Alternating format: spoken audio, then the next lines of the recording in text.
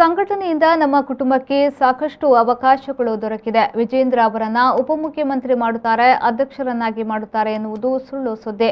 ವೈಯಕ್ತಿಕ ಕೆಲಸಗಳಿಗಾಗಿ ಬಿವೈ ವಿಜಯೇಂದ್ರ ಅವರು ದೆಹಲಿಗೆ ಹೋಗಿದ್ದ ಸಂದರ್ಭದಲ್ಲಿ ರಾಜ್ಯ ಬಿಜೆಪಿ ಉಪಾಧ್ಯಕ್ಷರ ನೆಲೆಯಲ್ಲಿ ಪಕ್ಷದ ಹಿರಿಯರನ್ನ ಭೇಟಿಯಾಗಿದ್ದಾರೆ ಹೊರತು ಇದಕ್ಕೆ ರಾಜಕೀಯ ಕಾರಣಗಳು ಇಲ್ಲ ಎಂದು ಸಂಸದ ಬಿವೈ ರಾಘವೇಂದ್ರ ಸ್ಪಷ್ಟಪಡಿಸಿದರು.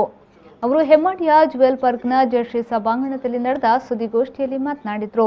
ಬೈಂದೂರು ಕ್ಷೇತ್ರಕ್ಕೆ ಮಂಜೂರಾಗಿರುವ 396 ಕೋಟಿ ರೂಪಾಯಿ ವೆಚ್ಚದ ಬಹುಗ್ರಾಮ ಕುಡಿಯುವ ನೀರಿನ ಯೋಜನೆ ಶೀಘ್ರದಲ್ಲೇ ಟೆಂಡರ್ ಪ್ರಕ್ರಿಯೆ ಆಗಿ ಕಾಮಗಾರಿ ಪ್ರಾರಂಭವಾಗಲಿದ್ದು ಇನ್ನು 2 ವರ್ಷದಲ್ಲಿ ಜನರಿಗೆ ನೀರು ದೊರಕುವ ವಿಶ್ವಾಸವಿದೆ.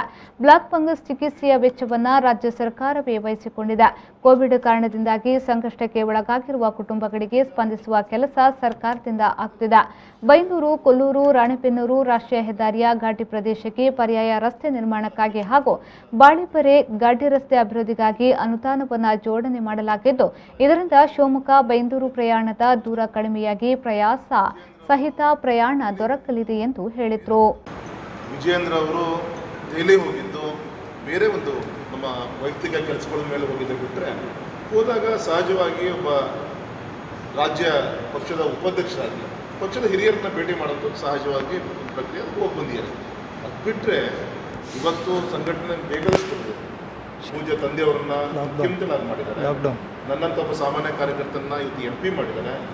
ನನ್ನ ಸಹೋದರರನ್ನ ಇವತ್ತು ಉಪಾಧ್ಯಕ್ಷರಾಗಿ ಸೇವೆ ಸಲ್ಲಿಸುವಂಥದ್ದು ಅವಕಾಶ ಕೊಟ್ಟಿದೆ. ನಮಗೆ ಇದರಿಂದ ಹೆಚ್ಚಿನ ನಮಗೇನು ಯಾವುದೇ ಒಂದು ಅವಕಾಶವನ್ನು ಈ ಸಂಘಟನೆ ಇಷ್ಟು ಕೊಟ್ಟಾಗ ನಮಗೆ ತೃಪ್ತಿ ಇದೆ. ಅದಕ್ಕೆ ಕೆಲಸವನ್ನು ಕೂಡ ಮಾಡ್ತಾ ಇದ್ದೀವಿ. ಇದು ಯಾವುದೇ ಒಂದು ವಿಜಯೇಂದ್ರ ಅವ್ರನ್ನ ಡೆಪ್ಯೂಟಿ CM ಮಾಡ್ತಾರಂತೆ, ಇನ್ನೊಂದು ಪಕ್ಷದ ಅಧ್ಯಕ್ಷ ಮಾಡ್ತಾರಂತೆ, ಇವೆಲ್ಲ ನಿಮ್ಮ ಪತ್ರಿಕೆಯಲ್ಲಿ ಬರ್ತಾಯಿದೆ. ಇದು 100ಕ್ಕೆ 100 ತಪ್ಪು ಕಲ್ಪನೆ. ಆ ಥರ ಯಾವುದೋ ಅಪೇಕ್ಷೆ ಅವ್ರದ್ದು ಇಲ್ಲ, ನಮ್ಮ ತಂದೆದೂ ಇಲ್ಲ, ನಮ್ಮದು ಕೂಡ ಇಲ್ಲ.